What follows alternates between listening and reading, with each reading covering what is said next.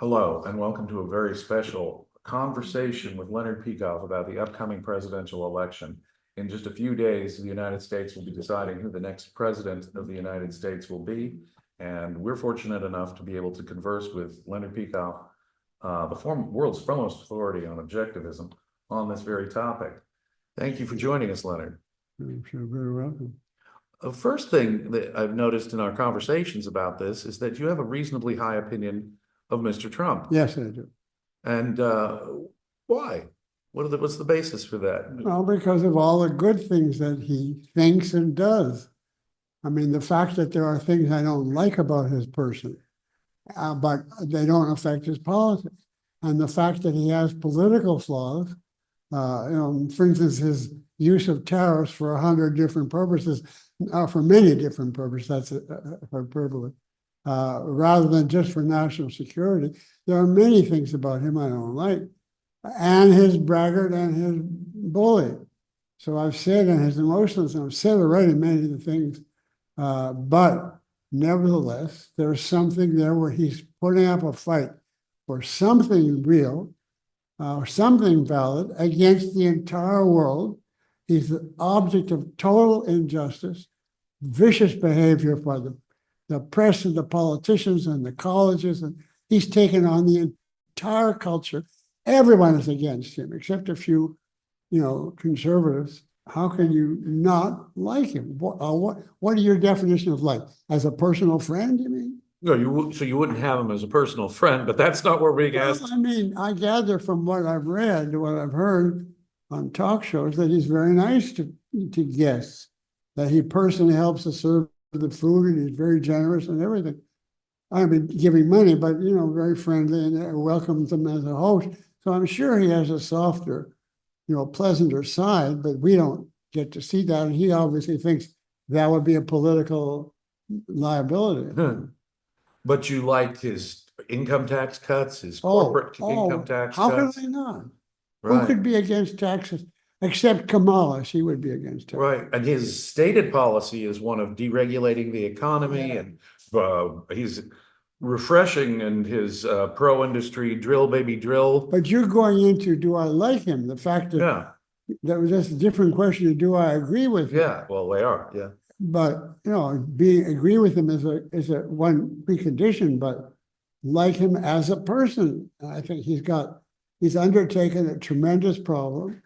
I mean, a tremendous task.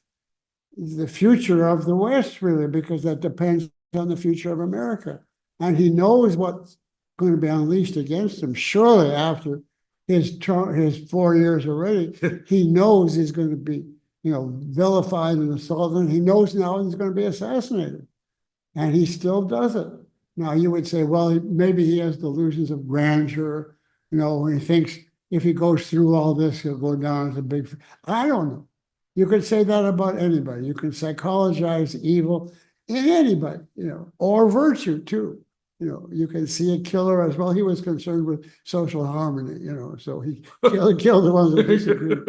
Yeah. But he's like David and Goliath, and the Goliath is the country, and David has got the horrible, dirty task of saving Goliath, is stabbing himself with knives. That's what I see it as. Wow. So do I like David? I don't know what David is like at a party. But I certainly like him when Goliath is what he's saving us from. So it's the issues that are the most important. It's the issues and the kind of man who has the strength to face an entire country and all the barbs that he's going to get. He doesn't expect he's going to be loved by the newspapers and by the colleges. He knows he's going into a viper's nest of evil, of people that hate him. And nevertheless, he does it. So you like that strength of character, if you will, that backbone. The absolute reason, Rock of Gibraltar. And who else is that? There, unfortunately, even on the evil side. Who can you name as that? Well, speaking of the evil side, you've been a supporter of Mr. Trump for 8 years, but it sounds like it's gotten even more urgent for you because of the Democrats. Because of Kamala. If they just had, an ordinary Democrat, I would vote for Trump, but I wouldn't write an article or appear on a show, make a big fuss of it. And I wouldn't be upset if somebody said, no, I don't like his. So how big a danger do you think Harris is? Sounds like you think she's Life and death. life and Of the country, yes. We can't survive after 4 to 8 years of her. That's the end. well, she has advocated in the past for outright socialized medicine, Medicare for all, an end to private insurance, for example. And she's advocated all kinds of things, the end of fossil fuels, the end of fracking. Yeah. But she's tried to say that that's not her opinion anymore. I don't. You don't believe that? You think it's She's just- told, hide from the public what you believe. And then after you get in, gradually and slowly, not so that it looks like you're two-faced, gradually and slowly introduce some of those properties.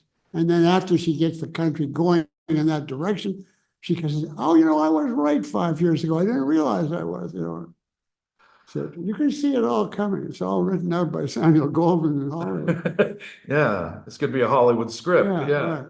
Then she's also come out for a new, unprecedented in American history, a wealth tax on unrealized capital Can gains. you believe that? She appears to oppose like McGovern, the existence of rich people. What do you think of that? I think it's horrendous. First of all, to be taxed on unrealized gains. In other words, your stock goes from 100 to 500. Now you're going to be taxed for 500 extra dollars or hundreds of whatever the unit is, right? Right. And then the stock is going to go down and back to a region, or even going to fall, Right. to zero, and you've already been taxed and there's no refunds. Right. So, they're going to tax when the market is high, and then you're left screwed when the market drops, or if it drops. Yeah. She was the vice president for Biden. And how do you think that Biden and Harris have done, say, on foreign policy, especially with respect to Israel? Do you have to ask that question? On our channel. They did the most disgusting foreign policy that I can remember. I can't think of one that's worse than that. On Israel, I think I said this in the early part of the program. On Israel, they said to defend yourself, don't touch the oil or nuclear weapons in Iran. And I've already said that. They told Israel, if you don't capitulate the way we demand, we're going to stop arming you. So they're turning over our best ally and the most civilized, the one really civilized industrial country, a Western civilization, turning it over to religious barbarians. Does it concern you that Harris is associated with the so-called squad in Congress? Absolutely. People like Rashida Tlaib and Bernie Sanders. AOC. AOC. Yeah. Yes. Absolutely. And they're very much against Israel and very they're far left communists. They're hardcore left. And would you expect the same kind of foreign policy from Harris? Well, unless it's worse. Unless it's worse. And finally, I could conceivably see if some powerful enemy said, was in our harbor. Now, this may be science fiction, but I could imagine it, maybe from Biden more than from her, landed a ship in our harbor, with a lot of weapons and everything, and said, we want Delaware, or we're going to unleash nuclear weapons against you. I think Biden would probably say, well, we have to discuss it, but we don't want to escalate anything, and, who can know what really is true? And I can't really talk about it now because I have to go to Rehoboth Beach in Delaware to lie in the sun. I think he'd get away with it, but there'd be a lot of, other people who would object to that. yeah. Well, finally, on a more philosophical or cultural note, Kamala Harris once said, I'm all for woke. In recent years, she said, I'm all for woke. We need more woke. We've got to be more woke. What do you think of the woke cultural movement? Oh, it's awful. It's Marxism with a different version. Marx made it class being exploited, and they just took it to race. And race becomes what class was for the Marxists. And the whole system is against race, and therefore everything that will promote race, just like for Marx, anything that will promote the poor, the workers. So, for instance, DEI, be sure you promote, the race, the relevant, the chosen races, and all of it comes down to, that's why they call anybody who disagrees with them racist, right? Because they're the anti-racist. So if you disagree with them, using it to assault individual rights, using it to expand the state, because everything it does is for the poor or for the race, and that's why they wanted to bring the transgender people in, because it's another one that's discriminated against that they could collect in with blacks and Latinos and so on, So it's really, really horrible. And obviously it's going to have to destroy a country, which is concerned with collecting people into groups and saying everything must be sacrificed to you, and we will decide what has to be sacrificed. So first of all, they have to have total power, and then they have to be able to say, no oil, no industry, or all oil is going to go to the owners of the casinos, the Indians in California, or whatever it is. You can't have any freedom, if you have a country that's under racist version of Marxism. That's why Russia turned into what it was. Yeah. There's criticism, though, of Donald Trump. And for example, the way he handled in his last year in office, the COVID pandemic, didn't he give us Dr. Fauci? Yeah, that was a big, and didn't he help fund the state lockdowns? that was a big, big mistake, very big. He should never have done that. And his answer would be, well, it's an emergency and something has to be done. So I asked who's the top scientist who could answer, who could tell me, and they brought him Fauci. And he was presented as, he's the spokesman for science and reason, etc. So Trump said, and that's an example where he wasn't a braggart. Too bad, because if he had been, he would have said, to hell, I'm going to try somebody else. I think I could pick people better, but he didn't do that. He retired. His contribution, which was heroic, even though it didn't work, was he's going to get a vaccine. But at that time, everybody thought, wouldn't it be great if we could get a vaccine? But we can't, because there's no time. And Trump said, I'll speed it up. And he did, and he carried it through. Now, the vaccine turned out to be no good. But he didn't know that, and he was told by the big pharma, that they could do it, but they need this much time and this much money. So that would have been a heroic feat if it had turned out, but it didn't turn out. Now, locking people down, he had no business doing. There's no conceivable justification for that. Even if the big scientist tells you, if you don't do that, it's going to spread everywhere. The most a proper president can do is say, I've been told this. You want to stay home? Okay. You want to go out? You're exposing yourself, but it's your life. Do what you choose. Well, and certainly not try to close down business, which, how many people that killed? Well, I'm not going to go. Everybody knows that. All the alcoholics and suicides and all the rest of it, the people with horrible diseases that wouldn't go to the hospital. The doctor, yeah. It was absolutely horrendous. Yeah. But I don't forgive him for. But what's probably the case is they got a panel of scientists. They got them into a corner and said, well, if you don't stop this now by this method, there's no other means of stopping it. And then you're going to go down as the president who let the whole United States die from a disease that he could have stopped. Right. So he probably said, I don't know science, but I don't want to take a chance. And it's not a decisive issue in this election because you think the Democrats are worse, would have been worse and were worse on that?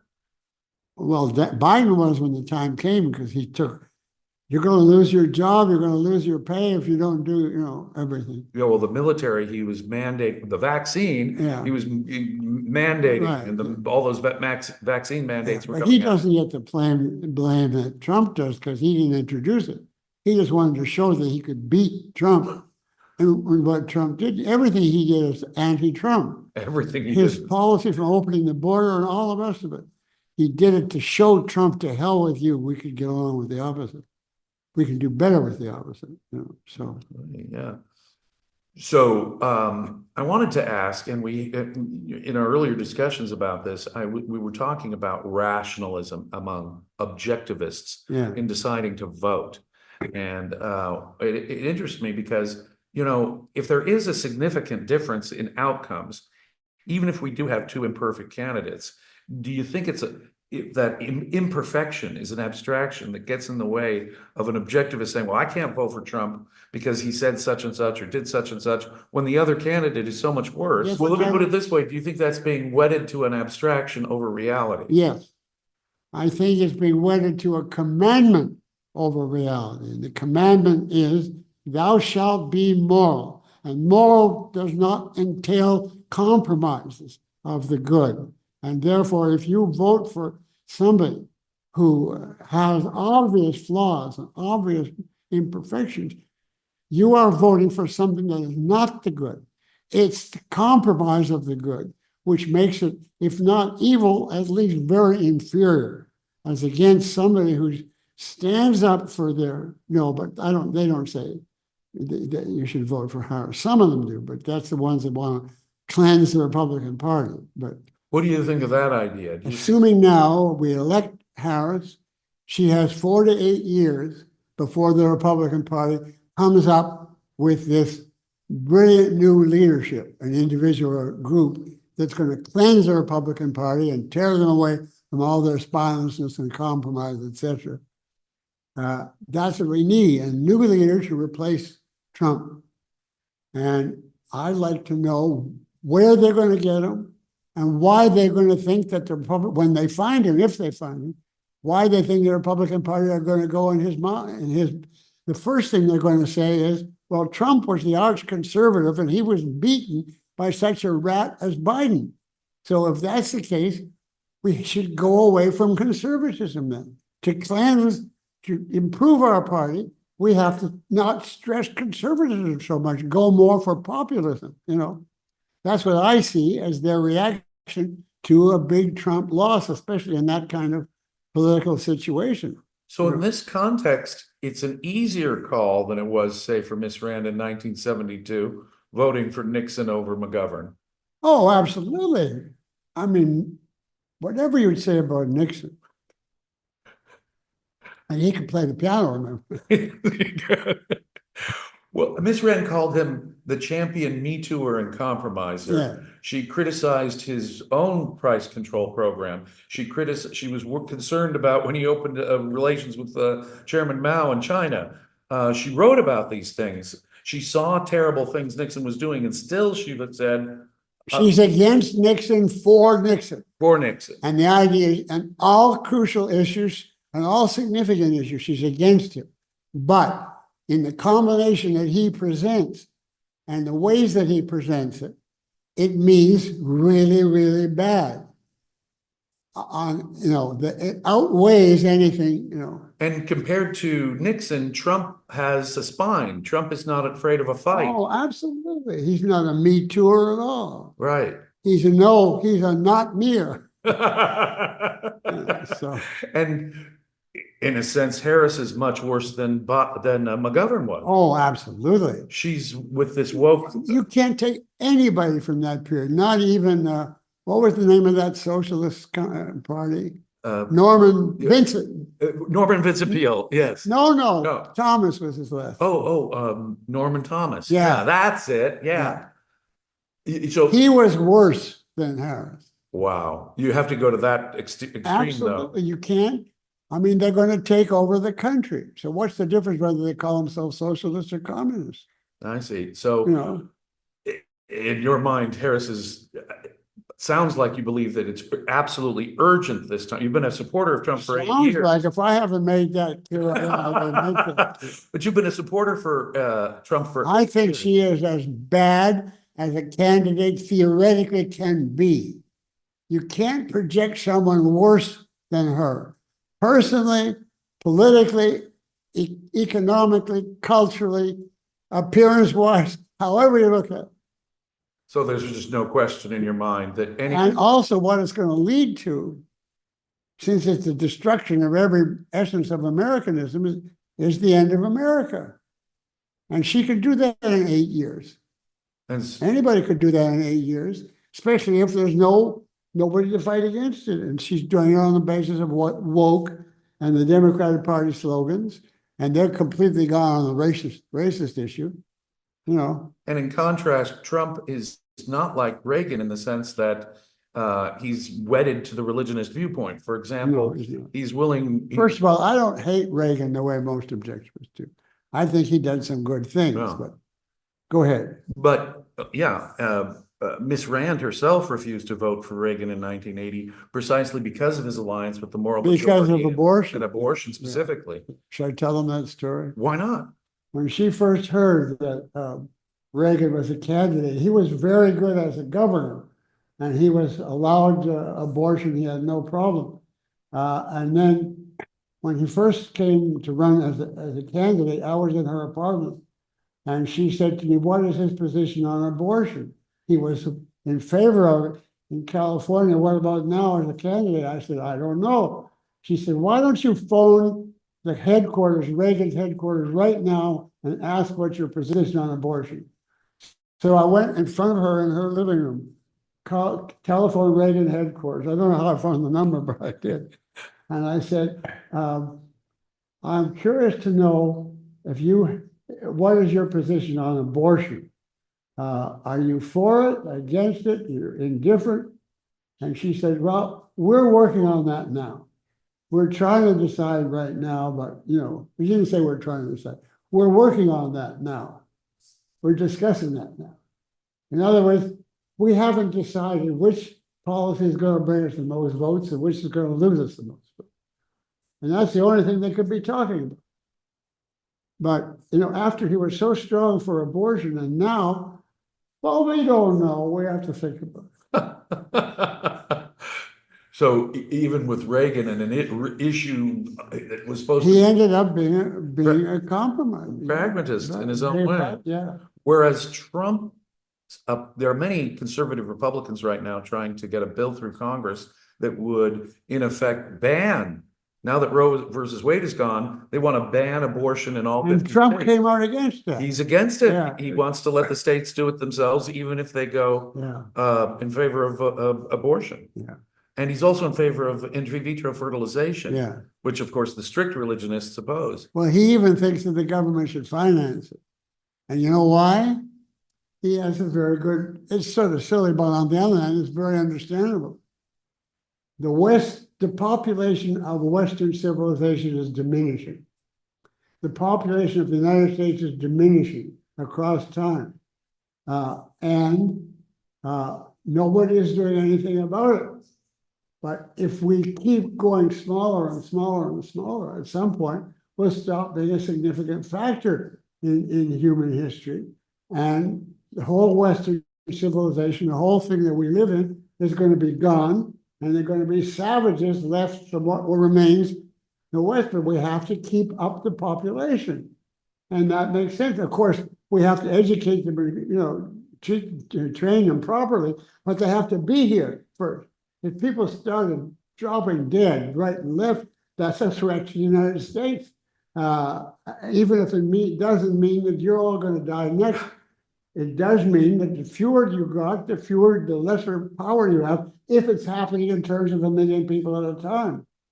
Now, of course, with all those aliens, you got millions to save you from but those aliens, are tren d'aguero, however you say it. The Venezuelan monsters. And I don't know if they're a good contribution to our society. They obviously seem not to. But he said in favor of IVF. Yeah. He said this. He said, well, not to be too nice about it, that was his word. We need more babies. So you see his argument for that, for more babies as pro-life and pro-civilization. Right. That's interesting. That's very interesting. But, nobody ever says that, and he never says that. Right. I would never have thought of that unless he said it, and he was sort of embarrassed, but he said, we have to have more babies if we're going to keep going. Well, that's very interesting. You're right. Yeah. And on immigration, the Biden administration won't even deport criminal aliens. Right, So right. if you're convicted of a violent crime, they won't even deport you. You'll kill the next person, You yeah. kill the next person, exactly. Okay, so are there anything, is there any other issue you think that's important that our viewers should know about why they should vote for Trump over Harris this time? Melania seems like a nice woman.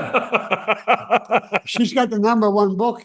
She does. Yeah. I guess it's #1 on the New York Times bestseller Well, list. And it's the New York Times bestseller list. What is it about? Do you remember? I have no idea what her book is I'm about. curious to read it. She's pretty too, I think. Gorgeous. You're Yeah. kidding? I'm not, yeah. And dignified too. Yeah, Right, yeah. exactly. So, but it says something for him if a woman like that would be attracted, unless he offered her, a fortune or I don't know what, to be queen of the world.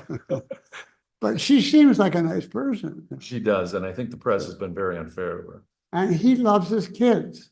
He definitely You does. can see that. Yeah. And the kids are deferential to him, but they're not destroyed by him. They're not, nothing compared. They don't worship him. So they have a healthy family. And that shows that he has, some quality of a human being and not just the braggart and so on that we see. You don't think he's Adolf Hitler? Oh, God. You've heard Hillary Clinton and some other Democrats, even Kamala Harris says he's fascist. You don't put any stock in. Are you kidding? I mean, But certain of Trump's supporters are certainly say outrageous things. One, actually, Trump met with a guy named Nick Fuentes, who I heard is, that name. I don't know what it means. he met with him at Mar-a-Lago, and this Nick Fuentes guy and his friends say that the Republican Party is being taken over by Jews and homosexuals. Why, he was a homosexual Jew? No, Mr. Fuentes is not, but he has a problem with, apparently, with a pro-Israel orientation, and he thinks that within the American Republican Party, he says such despicable things as Jews and Who are homosexuals. you talking about now? Fuentes. Oh, Fuentes. And after What he does he said, do? What's his career? he's a media personality, really. Oh, okay, nothing. Go But ahead. no, he's nothing. He really is nothing. But he, after saying these outrageous things, rather than being marginalized, Trump meets with him. What do you think of that? Why did he do it? Did he give a reason? No, I don't think he gave a reason. Probably some block or some verbosity. Well, he met with.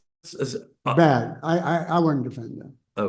Okay. I mean, you don't have to give a clean bill of health on everything. But if somebody has a reputation for being, anti-Semitic, Yeah. et cetera, Yeah. I wouldn't have him in.